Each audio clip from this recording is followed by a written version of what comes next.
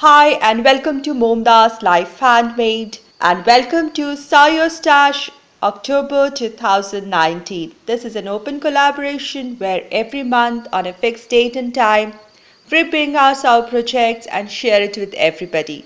So if you have a sewing project and want to share it with us and on this platform with everybody else, join in. The playlist link is given in the description box below where you can add your video and watch other creators their sewing projects. And if there is any problem adding your video to the playlist, just contact me.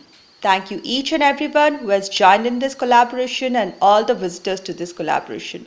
Have fun and let's begin my project for today.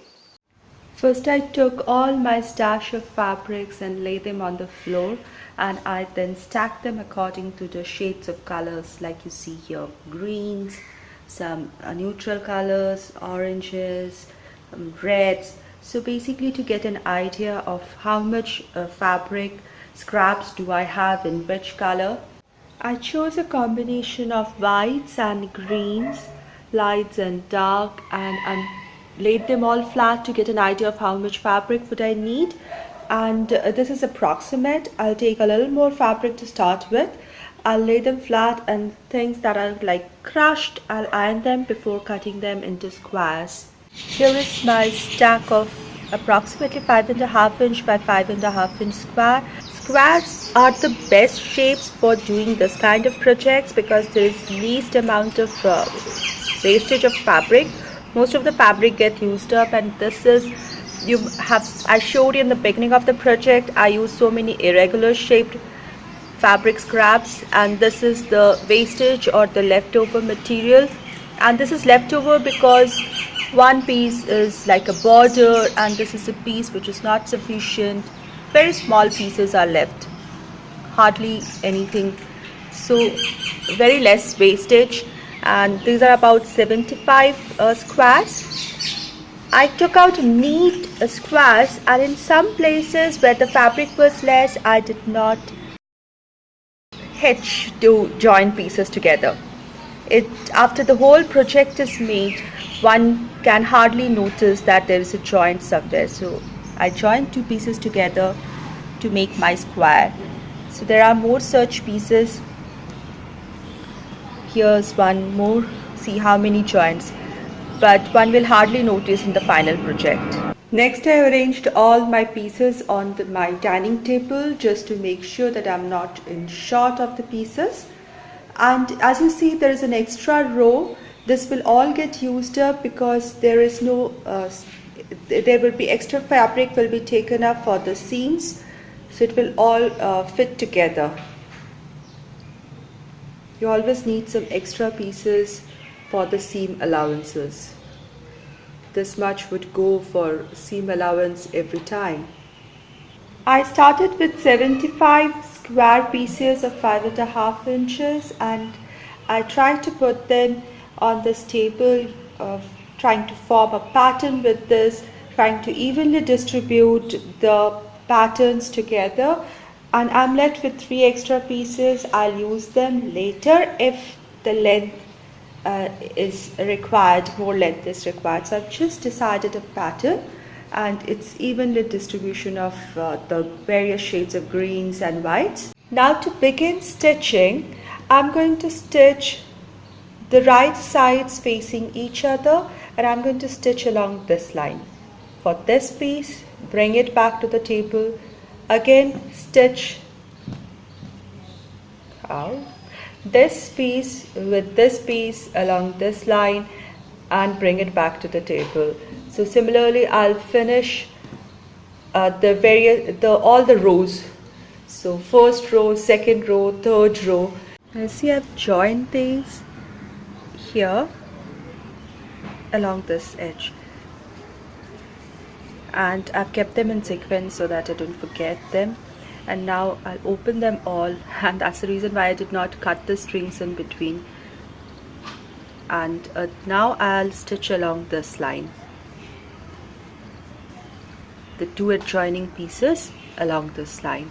So I started with 74 5.5 inch by 5.5 inch square pieces, joined them together in a random fashion evenly distributing the prints and the colors, and I have got my table runner full length. It dangles here, and to finish it, the raw edges, the rough edges on the sides, they need a little finishing touch.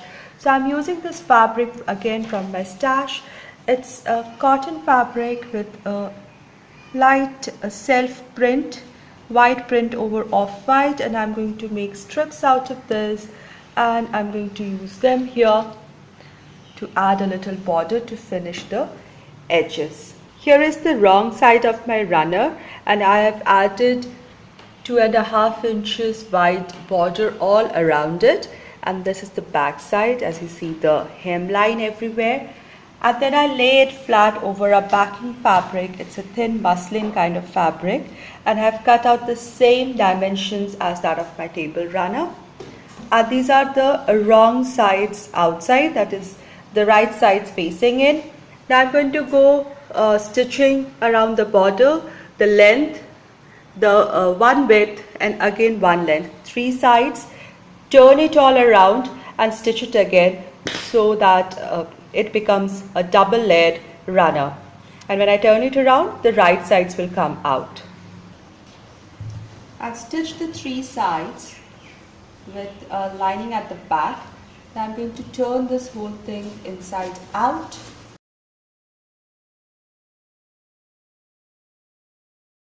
So I'm going to make the corners come out sharp.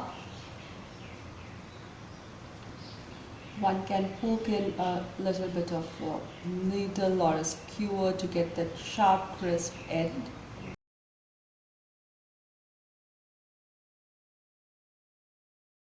At this point, I should iron it so that everything lays flat very well.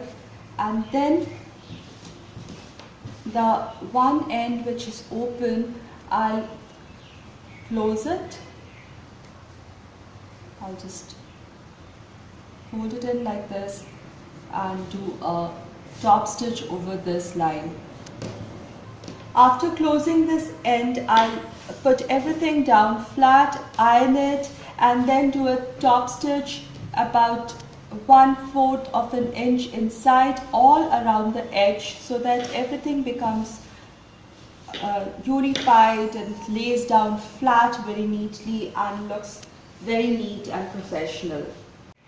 My runner is all ready at this point with the backing and a border, and it hangs perfectly about 6 inches on both sides lengthwise, and it's 1/3 of the width of the table, and it looks beautiful in muted, dull and light greens and off-whites. Now I can leave it at this point, but I want to add some more special effect to this. My table runner is ready, and I'm very pleased with this. I just used my stash fabrics, small little pieces of fabrics that were there in my stash, and I made this very pretty, very neutral. It's a very lovely modern yet farmhouse, yet shabby chic but vintage. I love this. I just love this. And one can, as I was telling, I was giving you a special touch, and I use this contrast threads to do zigzag stitches over the joint pieces and all around it. I used a soft green for doing the zigzag. For a more festive look, one can even use red. I love my creation, and all I spent was a reel of or a spool of thread, nothing more. Everything came from my stash of fabrics, and I got this very pretty table runner. And I have seen these kind of table runners in shops which sell handmade items, and they are very expensive. I'm so happy with this. The double layer has given it a quilted look, and the zigzag stitch over it has given it even finer details. I love this. Thank you so much for watching, and see you soon in my next video. Take care. Bye bye.